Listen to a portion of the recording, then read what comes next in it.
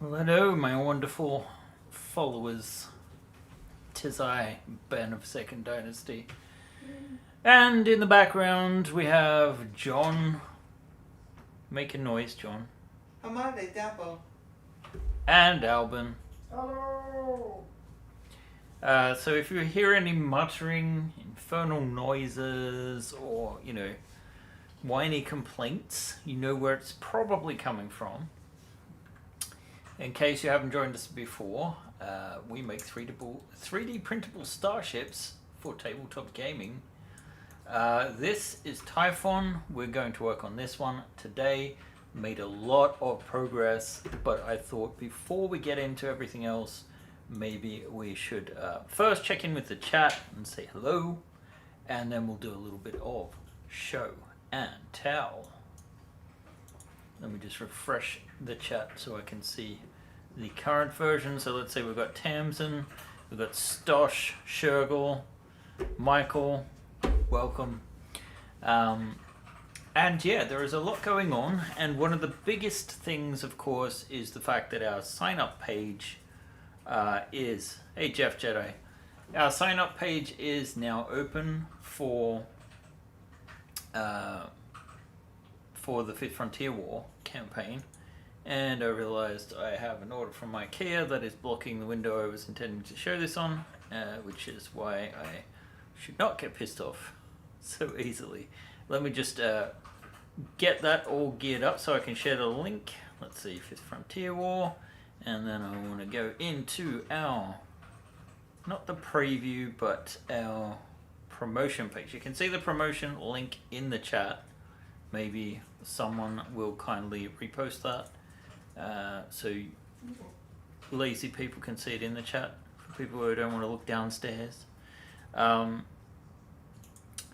yeah, I guess this would be the sign-up page. Let me just move this window over to here. I can see a little bit more than you guys can. So far we've got about 508 followers. And there is a link here that if you sign up for our newsletter as well, which I haven't actually checked in to see how many we got. Have you looked at it, John? I have. Do you know what we're at? No. Okay. But you can get this free miniature as well as an incentive for signing up for our newsletter, obviously. So this is going live in less than 2 weeks, which is nuts. We have so much behind the scenes work left yet to do and to put out, but one of the great things about this campaign is that we have Mongoose with us. Now, we're not technically partnered with them, we're licensed under them, which means that we have an independent license. We have a fair amount of freedom over what we're going to produce, and what we've come up with Mongoose is some tie-ins to their Fifth Frontier War campaign, which is... I believe there's a new book coming out today. Oh. And you should hear something in that update and next week from Mongoose as well. So we're hoping to significantly boost those followers up into the thousands once Mongoose get behind us. But they're excited, we're excited, and we have quite a lot of cool stuff to show off. So I was right to just sit here and wait a little bit because we've got people streaming into the chat now. And let's see, we've got Aerospace Smith. Hey, nice to see you. Who else we got? 199 people joined the newsletter. On Capitan. That's great. That's like we've gone up 50%. So we're at like 600-ish. I don't know that number. Okay. All right. In any case, wonderful news. So hopefully you guys are getting that miniature, and there'll be a whole heap more. And we do actually know a lot more about what we're planning to offer in the Kickstarter. So I'm a bit curious as to... Oh, I'm not actually caught up to the live stream. I was like, wait, this other screen isn't showing the Fifth Frontier War stuff. All right, here we go. Yeah, opening moves. Okay. Has been announced. Maybe that's the thing they were referring to. I don't know. Mongoose doesn't tell me everything. We did know about the license, but only officially like a week before everyone else. And Yeah, I wouldn't like to speculate, but they're great, friendly folks. I talked to Matthew a couple of weeks ago, and yeah, it was a really good, productive meeting. Hey, Kathy, welcome to the chat. And Mon Capitan, I can't remember if I said hello to you, but you are an MVP, so you get 2 welcomes if that was the case. We've got like about up to our regular sort of viewership at the moment, so I'll get stuck into it. But if you want to know more about the Fifth Frontier War, we are doing physical and we're doing STL.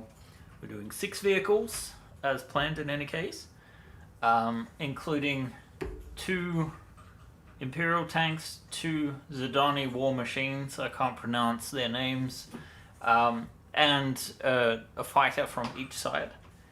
There'll be factions of around about 15 miniatures to start with on each side, 3 factions, which will include the Zidani, the Imperials, and then Travellers, so characters that are not necessarily affiliated with either faction. So that's going to be exciting. We're planning the physical release to be a box at €150 with 80 miniatures. That's right, 80.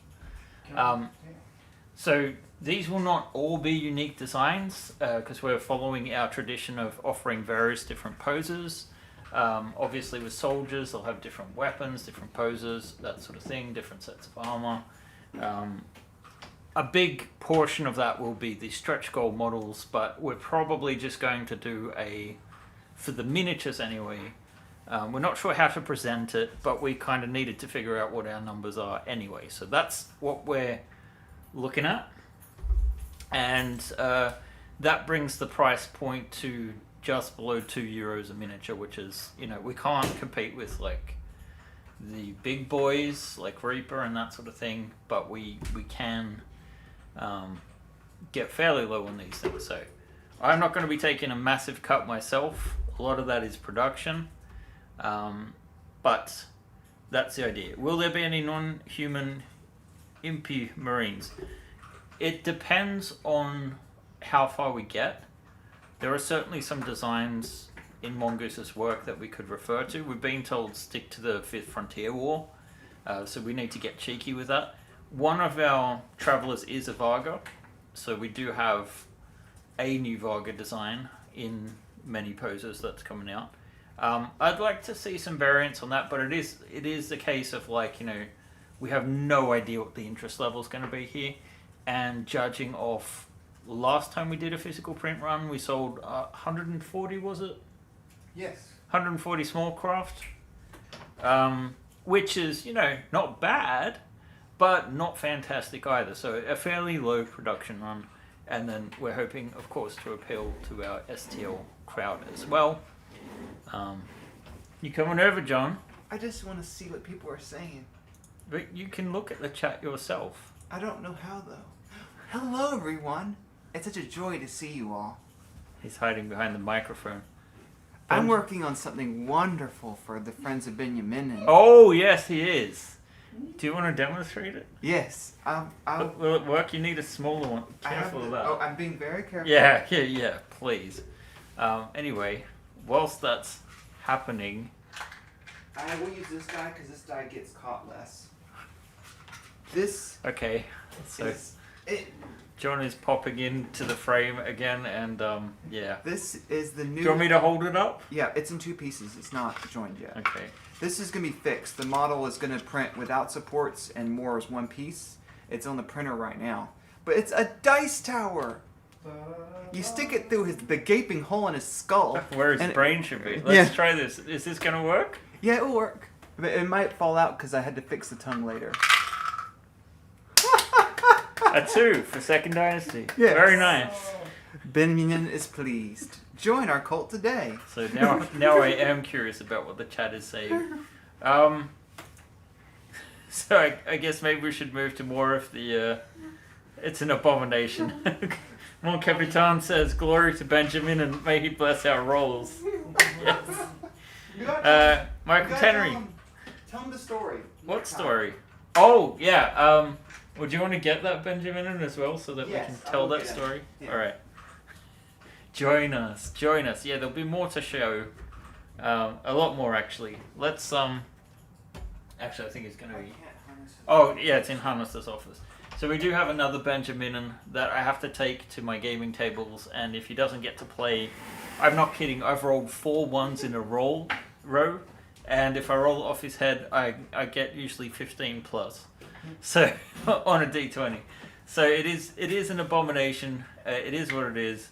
But Benjamin can bless or curse you. It is true. All Benjamin items are freely available in my manufactory. Just type in Benjamin and his face just explodes on the search thing. Yes. Anyway, let us continue with the show and tell, since those horrors are there and I haven't changed the camera out. So first, let's talk about the space truck. Here it is. It's done. This came out on the 1st. It has its own Benjamin right there on the front. So yeah, it is a nice little build. You can see the interior here. Let's see if I can hold this up all right. So you got your seating, you got your little kitchenette. I realized after the fact that it has no space toilet. So I guess, sorry, you're probably pooping in a bag in this one. Or if anyone who's a fan of the Trailer Park Boys, I guess there's a piss jug in there somewhere. So yeah, it came out real nice. 3 airlocks. I did a whole presentation at the local university where I actually studied 15 years ago, just on Wednesday, and used the design process for this as the example. So that is our space truck, available now on Tribes just for $5. Obviously not the printed design, that's the STL files. Before we get to the 5th Frontier War, I guess the next and biggest thing to say, and what we'll be talking about today, is this.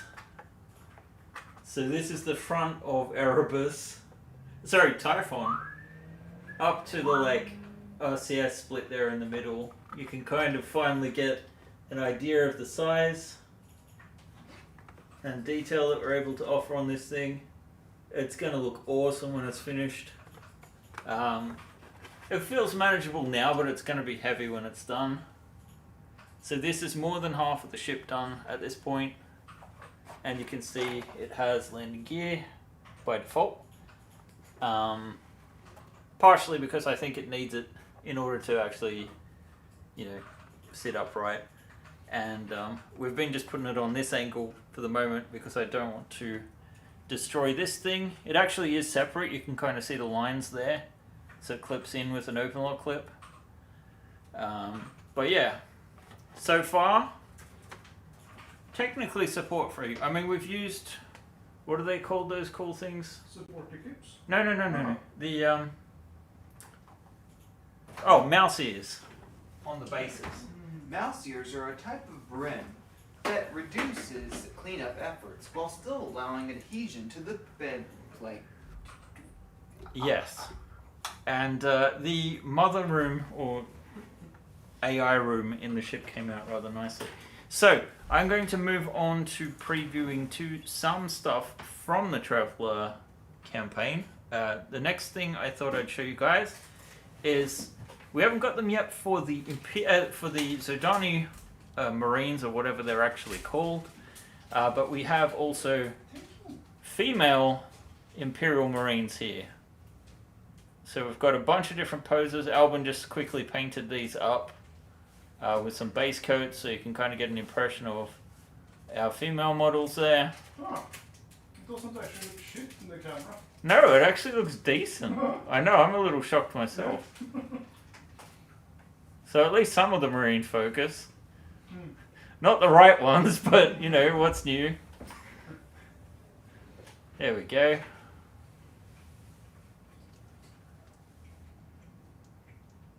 Might help if I don't fight gravity as well. So yeah, I think they came out really nice. Be interesting to see what you guys think in the chat. So you can see there's a bunch of different poses there. And this is where we're going to have like 80. It's not because we couldn't afford to do 80 unique designs, but when you've got a military campaign with lots of different armor, you can focus more on posing and weapons and that sort of thing. The next one that I want to show off is our Imperial tank is finished. This stuff down the bottom is actually just so that it can kind of hover. So you stick it on the table and there's a little bit of a gap. Kind of hard to show here. Definitely, I think we might need a bit of blue tack in that turret just to keep it level. But otherwise, I'm very happy with how this looks. Albin did a great job finishing off the back of the turret. So finally, this is printable. It doesn't have an interior at present. This is just the prototype. And we'll see what we can do, because pricing on the vehicles is a little harder to determine. Whoop, I took the barrel off. So, yeah, that was not intentional. Oh, I see. I thought the barrel could rotate, and it does not. Go up and down. That didn't work. So yeah, no tilt. No tilt at the moment. It never will tilt. It's not part of its function. John says it's not part of its function, so it's not part of its function. But in any case, I love how this turned out. I think it's true to the Mongoose art. I think it's only just the art we base this on. I'm not sure it's been released. Maybe it's in the material that's been released today. I'm sure I'll get a PDF next week. We'll see. But yeah, that's, I think, the main thing that we wanted to show off today with those. Are we forgetting something? No, we won't show off Lisa Lop's Marines because they're a work in progress painted sort of thing. So let me see what the chat is saying. Alrighty, so I love the quotes there about Benjamin. Welcome Sam, Ronaldo. Hey Ronaldo, yeah, one of the sculptors. Which one did Ronaldo do again? Are you asking me? Yes. Ronaldo did the one you like of the Zidane? No, the Imperial. The one I like. The Imperial ones. He's the new one for Imperial. He did the male and female Marines. Yeah, the free one. Oh yeah, but including the female ones, right? Yeah. Yeah. So the ones we just showed off were Ronaldo's. Yes. Yeah. All right. Thank you. I believe they are. Ronaldo, if those are not yours, I'm so sorry. We probably have two sculptors, and they have similar names, and they're working on different things. I have to always look at the spreadsheet. All right. I'm sure he will say in the chat if that's not the case. Ronaldo, are you the one who's doing Maris? Is that you? You could just ask this in chat. No. Okay. All right. Thank you, John. Moving on. Let's see. C-Ray, welcome. Let's see. Eric, welcome. Brian, welcome. Shadow Lager, welcome. Solar Spirit, welcome.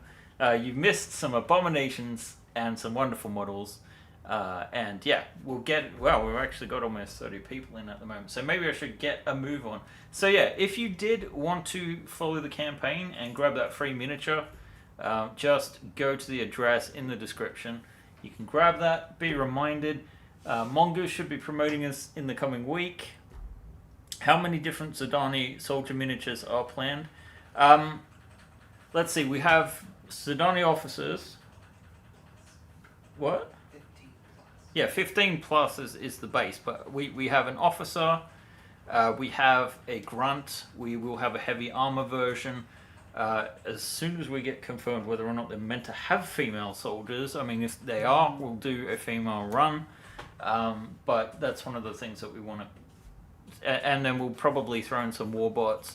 I know we've got Zidane security, that sort of thing. If you've seen Flashpoints, that's one of the strongest inspirations for the models we're looking to do. So we're looking to have some politicians, some security, that sort of thing. And of course, 1/3 of the entire campaign is the Travelers from Flashpoint.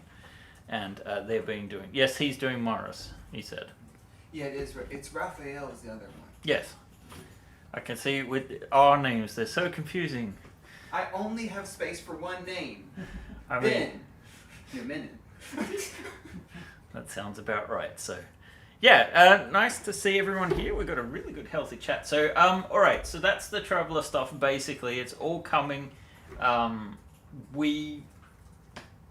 lot of this campaign is going to be, we'll have the stuff that we have done already, which is, some vehicles, some miniatures on both sides, and the Travellers. We're hoping to have that all painted up and ready for a nice intro film that we film last minute next week or Monday the week after or something. It's usually quite stressful. I'll be sick that day. John's going to be sick that day. And then much of it with stretch goals and that sort of thing, we're actually able to use mongoose art in our illustrations. Thankfully, we have permission to share that art and obviously base our stuff off that. Like I said, we're licensed with mongoose. We're not a direct partner, but there is an approval process and it is tied into their official work. So, yeah, let's get to what we're going to focus on today, and that is continuing work on Typhon. It has been a bit of a nightmare. It's a very big ship, but basically from this point forward, so all of this is printable now, and tonight I'll be printing this, and by the end of the session hopefully this, and maybe this. So we'll be all the way to the end on the lower decks. There have been some changes. Tamsin says, as far as I know, there is no canon gender ban, so barred service in the Zidani Army and Guard. Fair enough. In which case you could probably expect to see something similar. Obviously we're going to do more officers as well with the capes and whatnot. The existing one that we had, I think we showed off a couple of weeks back.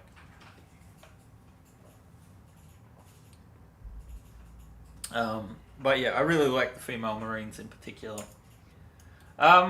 So, changes since last week. The location of this. Let's go down a deck and have a look. Because this has been a little bit of a problem. I've run into, geometry where there's not enough of a gap. Basically, that's the main issue.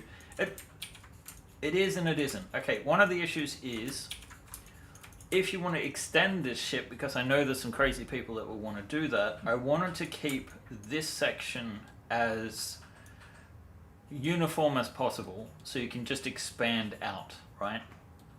I don't think necessarily you want these parts. I could quite imagine there being one set of this, then like an airlock here, and then another set of that.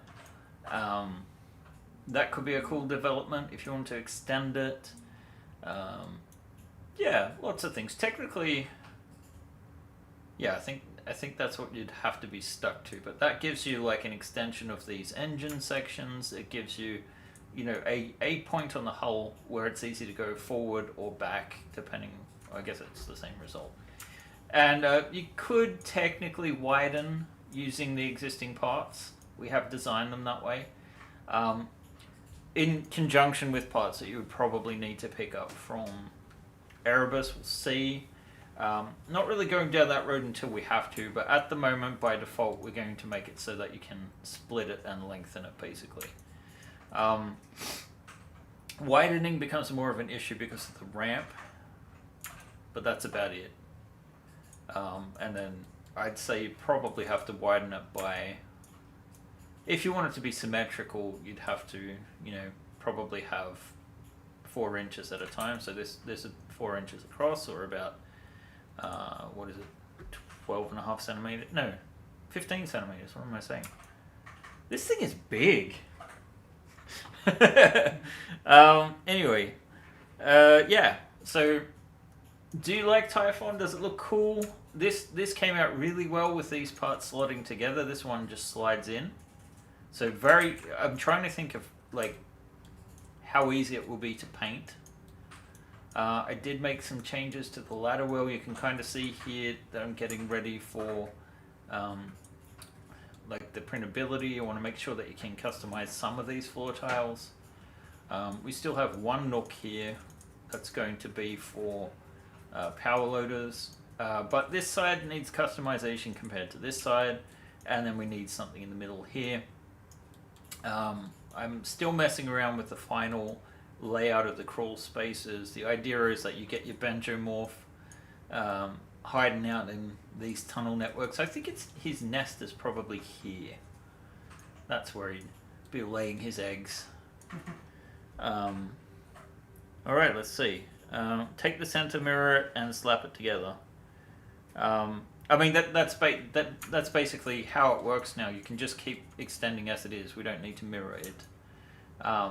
Although, one issue you might end up running into is like eventually needing a second set of landing gear. I think these are going to be quite robust and stable compared to the... I can just turn on the Erebus real quick. Actually, I don't know if the hull itself is going to be good enough. We can look at its landing gear. Let's see. I think it's just under... There we go. So I was experimenting around. This is from the beginning of the experiment. So this is more a Nostromo style landing gear. I think we'll save that for the Persephone when we finally make that next year. But you can see that the Erebus has more like a 3-foot landing gear there. The Typhon instead has a 4-foot landing gear on both sides, and it is more robust too, with 2 points of contact there for the clip system. And Jono showed me too that the P1P needed some other settings to get the clips to work nicely. So yeah, landing gears are in place. I did have to sort of like, this was more of a nook here. It's just a case of I would have had to integrate the walls together. So some of these changes have happened just to be able to extend the hull as you wish. Let's see, Sam says, will the Typhon get room for iron rods to counter any sagging the weight might cause? I remember the Scout Beta ships having room for those. So, I've not had any sagging, but if we just take a look at one of these parts, we have 2 channels for aluminium rods there. So you can run several either side along here to keep it stable. I don't think it's going to be necessary in the rear end, but we will see. We will see. So there is some support for that. That the Delta landing gear, no, it's new landing gear based on the Erebus landing gear. So not the same style. It's a little bit more complicated. The benefit is that I think it actually ends up being quite strong despite looking a little delicate because there are many walls to take into account there. The Typhon will be a monster. Yes, she will. 4 windows wide. Yes, you can certainly do that. So, I find square ABS rods work well in those channels too. Yes, you can print your own. That works fine. No sag in the rear. Is there a Traveller campaign that I can join online? I don't know. I think this is probably the wrong place to ask. I know that there are Traveller groups on Facebook. I would try there, or I would try it on the Traveller Discord. I'm sure they have a playing area. But we do not play at the moment, and we don't play online either, so I can't invite anyone into that. But yeah, I would say look in those 2 places. So I know there is a Discord just for Traveller, and you could look there. So I'd say that yeah, the big groups there looking for players. And Shogul says there are, yeah. Some of us like a little sag in the rear, yeah. Very nice. So we'll see how this goes. It'll be interesting to see. There are quite a lot of clips in this, and these are full open lock clips, and the ones I've used are very strong, fully printed clips. Actually, I happened to get an order from Rampage Dungeons. I think it's about 5 years too late, but these are like actually open lock clips that are injection molded. So they're very sturdy.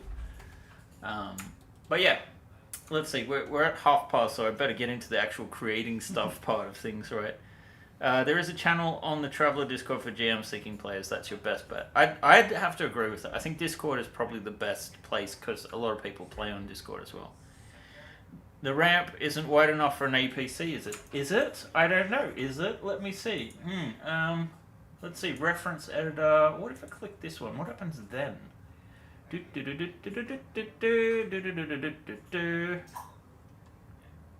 why didn't that turn up?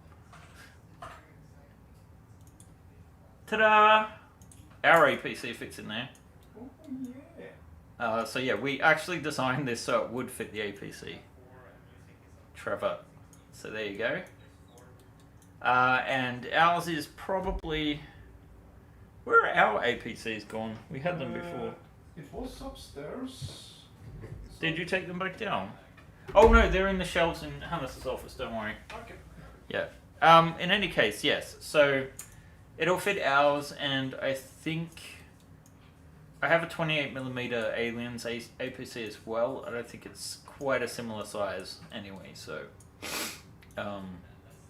a bit taller maybe, but you've definitely got the height for it as well. So yeah, I'm gonna turn that off because it is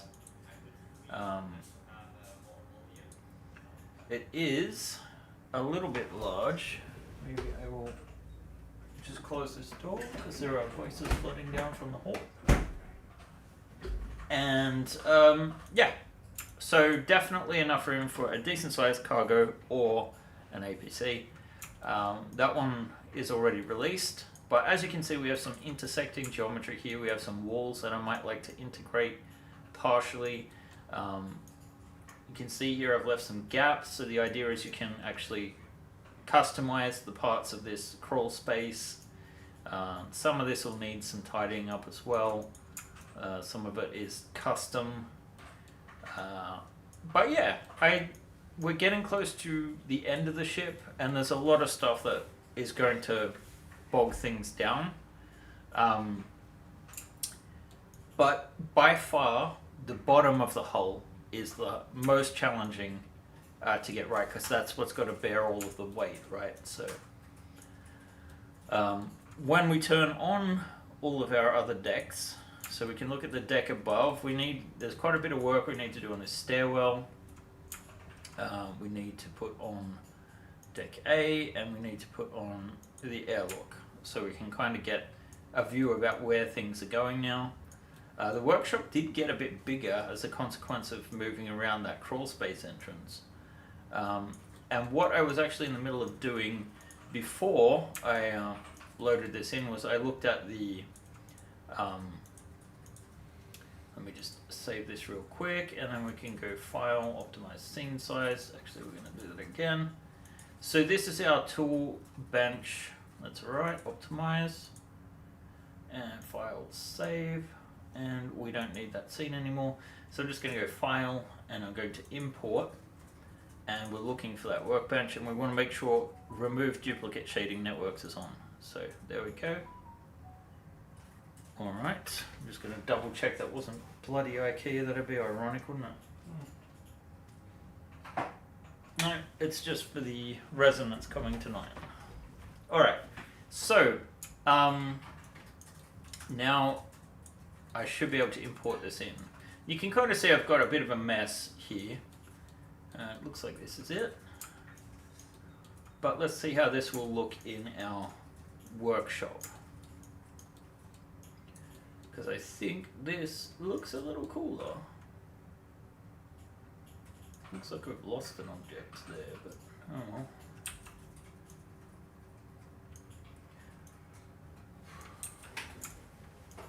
This looks a little bit cooler than the existing one. Let me turn off A deck and above.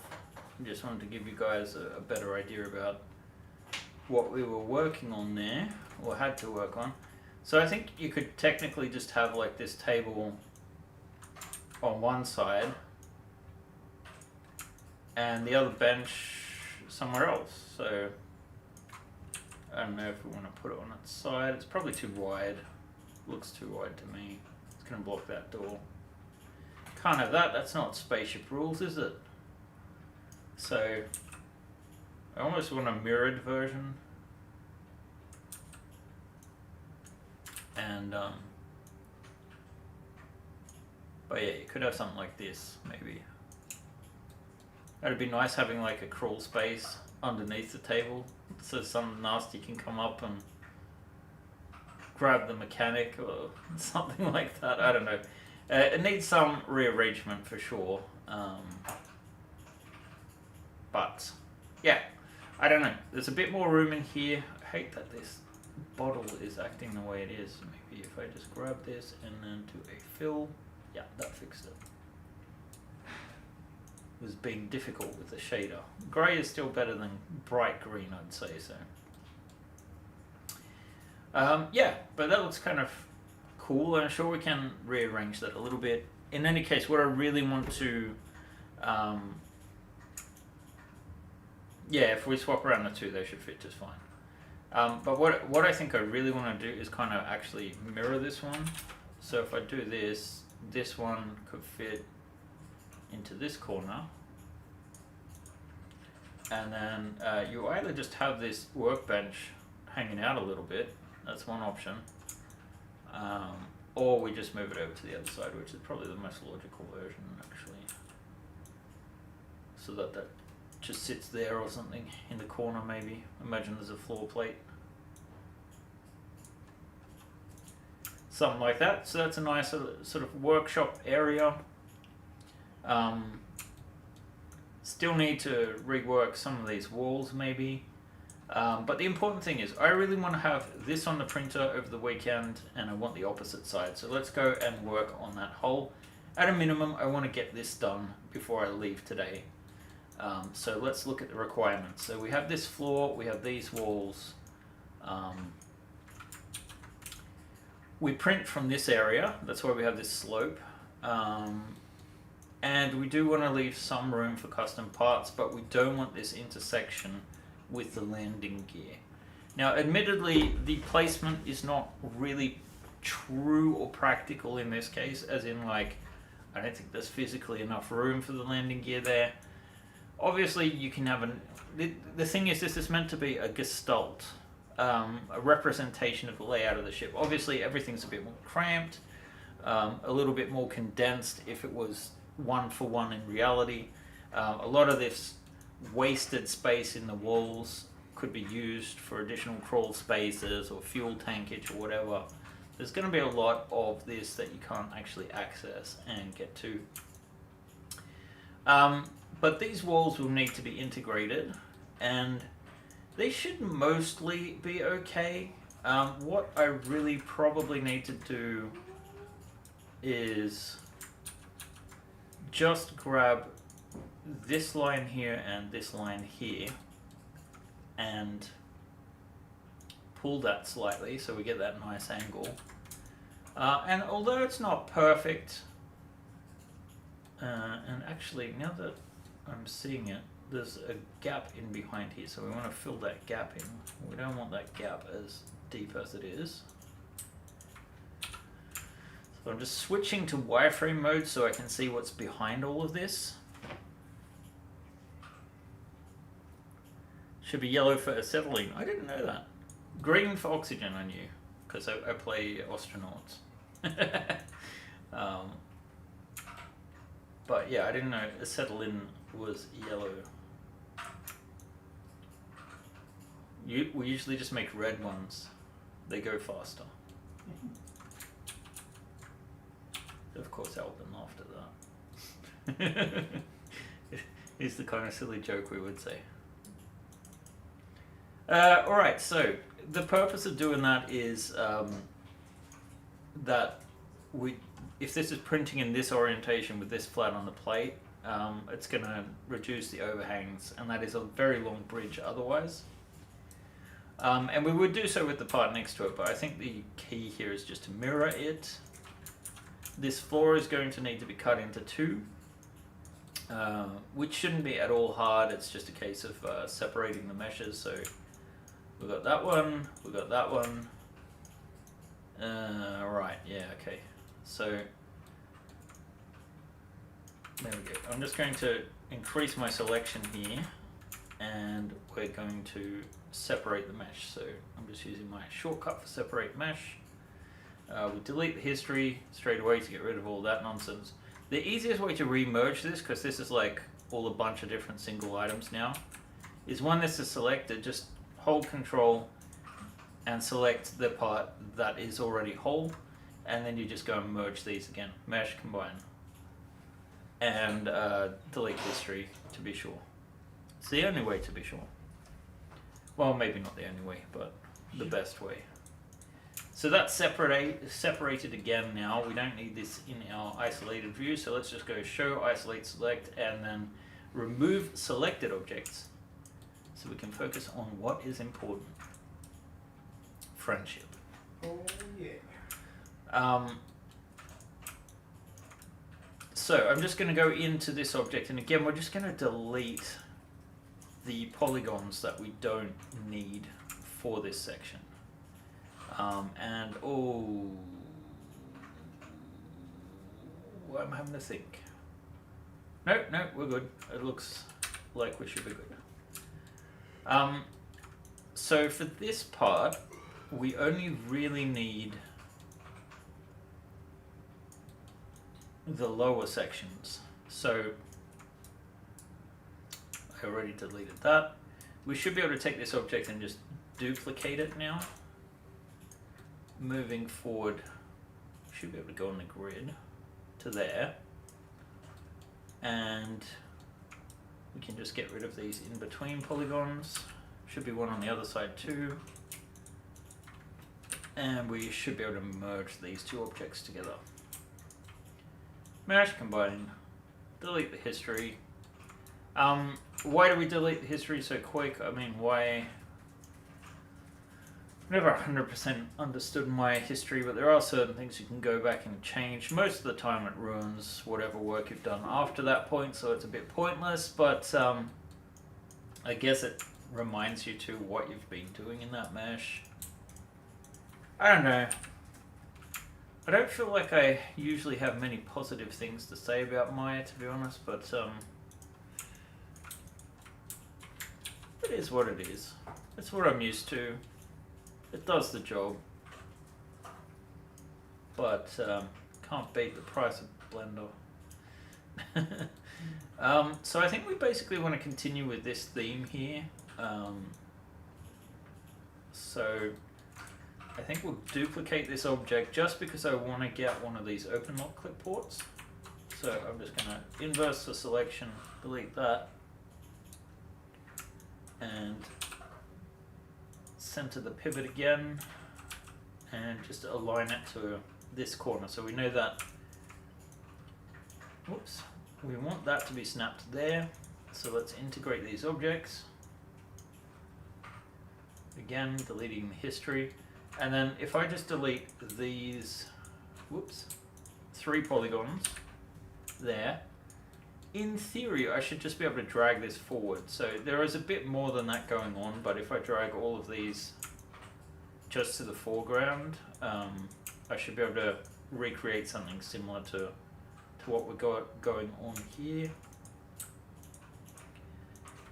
And I might want to just cut these edges a little.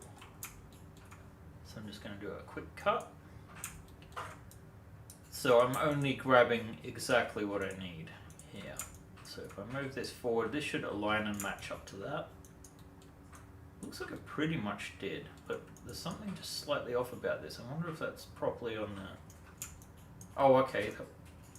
Wait, is that not actually aligned to the grid correctly?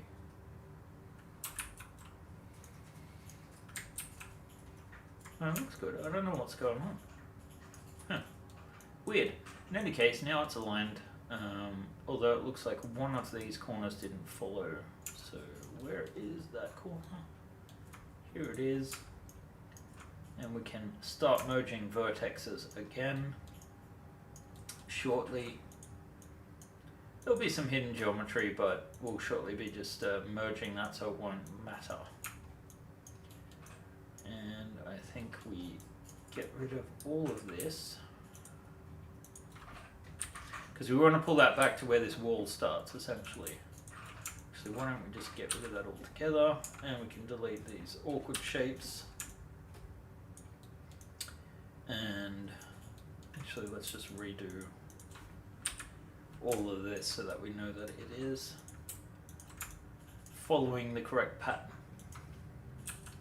Right, this should be on the grid, and that also is a confirmation that it is in the right place. Oh, I'm wondering if that's the issue.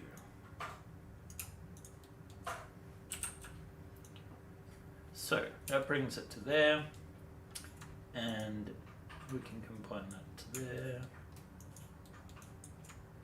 And really, we could probably just recreate that geometry a little bit by splitting this polygon in two, in twain, if you will. Actually, no, that didn't work well. Don't know why. Oh, okay. That is why. We can just recreate it. Alright, so let's merge this and see if that helps.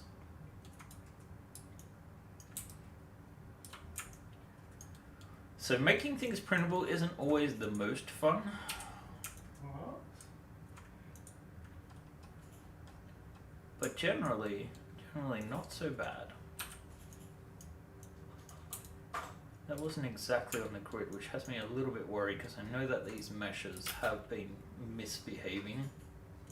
Let's just look at our side view, which for some reason has reset. One of the bugs of Maya, yet again, on display. And basically what I'm looking for is to see that these points are actually following the grid. It looks like we have some weirdness going on here. I'm not sure what that is. It is aligned to the grid though, so if we have any stragglers, it may potentially create some floating geometry, which we want to avoid. This looks like it's all flush, which is good news. So sometimes I don't know why the sewing operation doesn't work. It could just be that they're not exactly aligned. But the fact that that didn't work has me a little bit suspicious. What I might try doing is creating a bridge there and then creating a bridge here.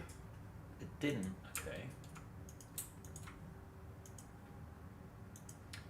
There's some kind of extra geometry here. So you can test this out by pressing 3 to go into smooth mesh, and I can see here there's actually a hidden polygon that I can delete. So I think this was maybe the issue. So if I bridge here, it should work. If I bridge here, it should work. And now technically I should be able to merge those vertexes together. And if it worked correctly, I should be able to select it. Okay, that didn't work.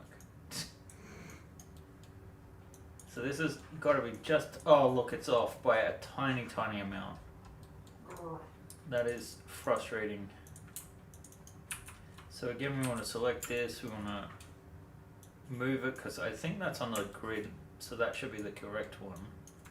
Which means that over here is not, I mean, technically the thing is, these discrepancies are so close that in the print, you're not going to notice anything. Like we're talking less than 0.1 of a millimeter, well within the margins of error for what we're doing.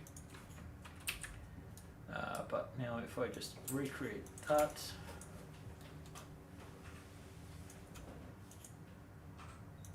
and go across there, let's see, what are people saying? Yellow is diesel. Okay. Dark red for acetylene. Okay, sorry. Thank you, Sean, for clearing that up. Doug Jeffrey says, but all of the standard colors changed by the time of the Typhon's construction.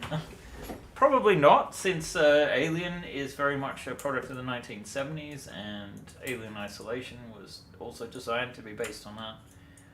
So I'm thinking no.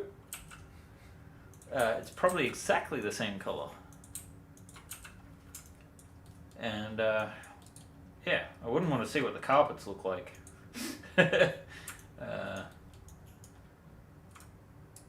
Anyone have the leftovers from the 70s in their homes as kids. I know my grandparents had shag carpets.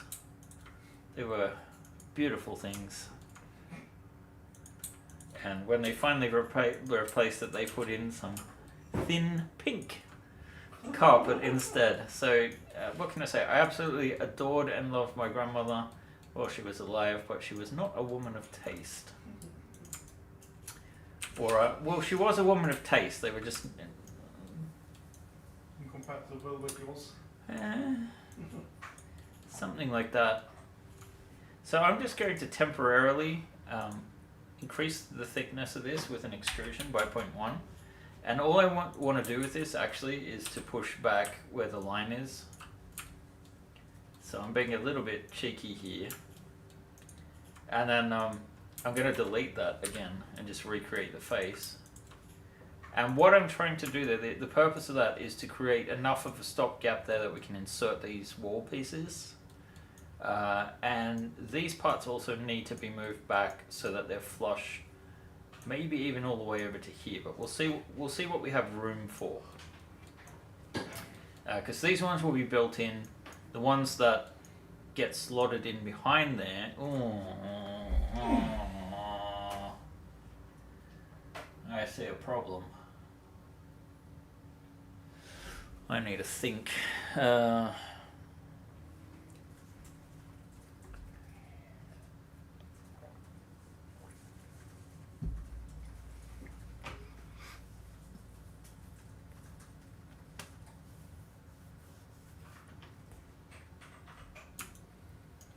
Orange is refrigerant, huh?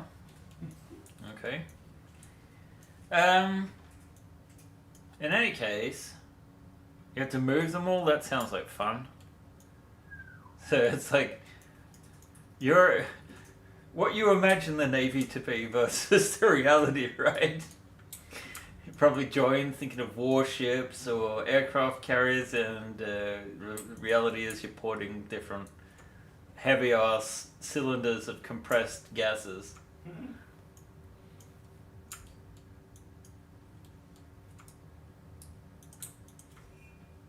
Let's see. So I'm just closing this off. Basically the idea here is that we just make it so that we don't have any holes. So I can already see we're probably gonna run out of a time. I don't know. I can keep going a few minutes over today since I just want to get this part finished. Who needs a Friday? I got a question. Well, go on then. What's a cordial jug? Cordial is soft. Aha, va? Yeah. Oh, well, that's weird. Particularly the kind of soft, the bland soft. Aha, no. So like, Namen. Sorry, Namen. Oh, sorry, that was hilarious. So it's not jugs that are very, what do you call it?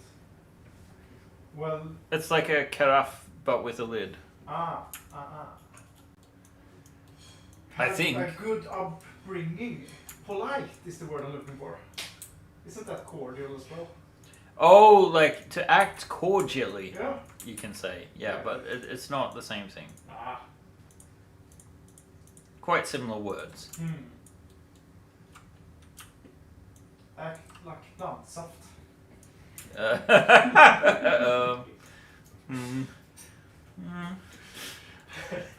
We will see. Can you guys see the problem that I see? I don't think they can see me through the walls. This is our problem here, that we have a wall that slots in here.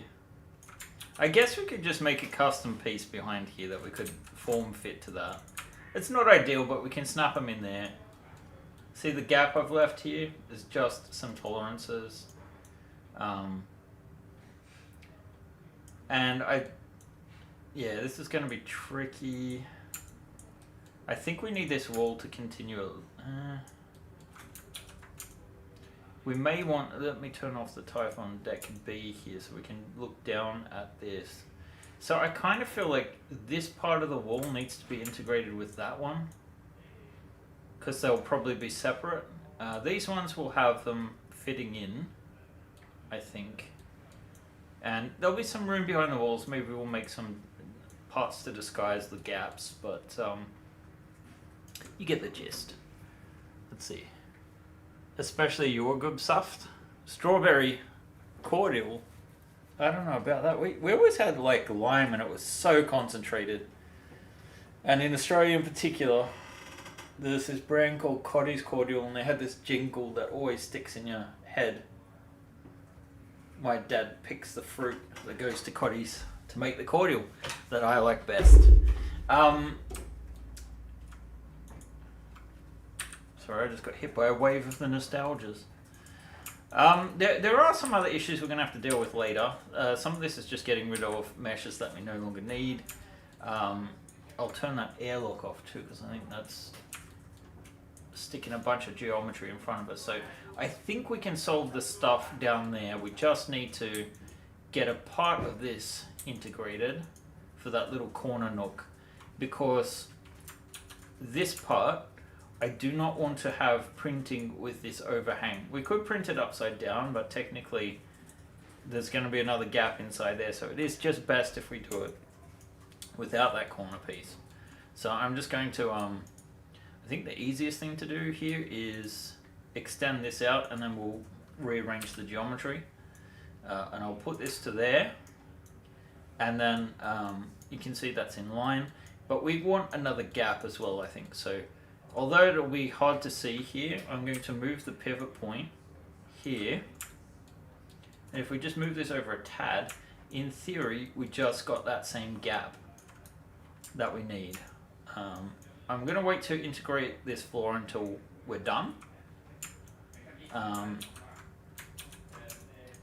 But we do need to take care of some geometry issues that just will have arisen from this thing. So let's close that off.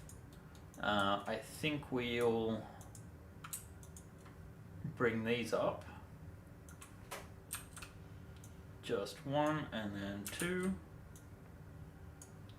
And actually that back wall, we'll delete this one. So the idea is to just leave a little bit of tolerance, because, you know, not all printers are created equal. Sure, the parts will sit a little bit loosely, but tightly enough that they're not really going anywhere. Oh, we forgot to delete the bottom, and we'll need a new one of those as well. And we probably need a similar gap on this side, to be honest, but one thing at a time. And yes, John, I know it's almost time over, but we'll just run over a little bit, I think. There's no harm in this. That's what I tell myself.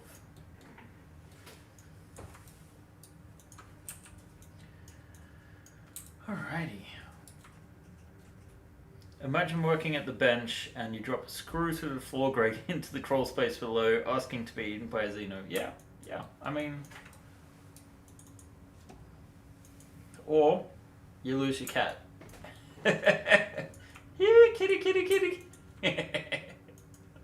Jonesy. I still maintain that the cat was in league with the Xeno. They were tag teaming Brett.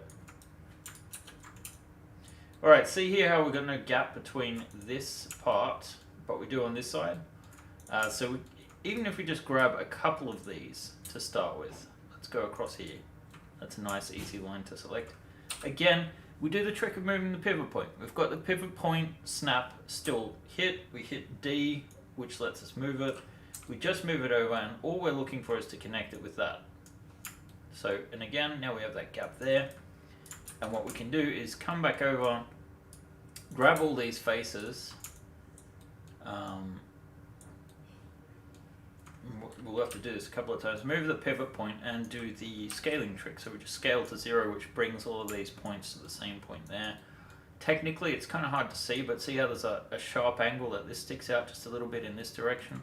So if we grab these here, we just move them over in line with that. So that's all snapped together. We can recreate this geometry. To be honest, we can do a quick and dirty job of this one and just go, let's see, how many are there? There are, I'm going to go 4 divisions and delete this one. Just so that we could, oh, that didn't quite work out how I was expecting. Let's go to 3 divisions then and get rid of that one. So now we should just be able to bridge across here. And if I only work here, actually no, we should be able to bridge the whole way across there. So there to there. Oops, we selected one that we don't need. I bit the bullet and have a P1S with AMS on order coming next week. I don't see you'll regret it, Kathy. With the amount of printing you do, I think you'll find they're far less frustrating machines than. Look, I'll be honest. As much as I hate to say it, I've had a much easier time with my P1P than I have with the Prusa Mark IV. And Prusa, like, we got the upgrade on back order, and it's been like almost a month since we ordered the upgrade. It still hasn't come. Look, the bamboos are just reliable, and the quality is improving. And hey, would you look at that, guys? I think this is actually a printable part. Let's do a little bit of analysis and see if there's anything we're missing here. Can it fit in these parts without there being any conflicts? That's a question. And the answer is yes. There's tolerances there on every side. We will need to design some wall parts to slot in there. So I think we're ready to integrate this floor. So we go mesh, combine, and then the ultimate test is to export this as a, let's see, we're going to go to workspace route. We're going to go to export. We're going to go into Typhon, and we have our Typhon hull ventral aft port, and this will be our starboard side. And that actually looked like it exported first go. This is the port side, so let's just import the starboard and see what it looks like. Quite a big bulky thing. We do have 1 or 2 small errors here, which is to be expected. But we just run that through the Windows repair algorithm, which I learned is not to be called netfab, because it's only licensed for Windows, and you couldn't call it that in versions of it which are not on Windows, apparently. Is that correct, Jordan? It's complicated. It's complicated, he says. So yeah, this looks like it works. I'm just going to delete the other one. We can do a slice now to see if we have any issues. What I'm really looking for is the thick blue lines to see that there aren't any crazy overhangs.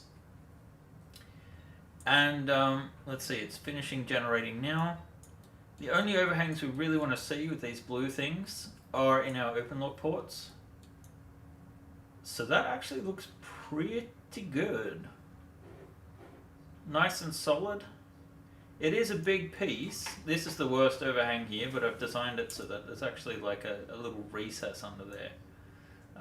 And you can kind of see from the orientation of which way the filament is going that that's going to be a very safe overhang. So we now have 2 parts.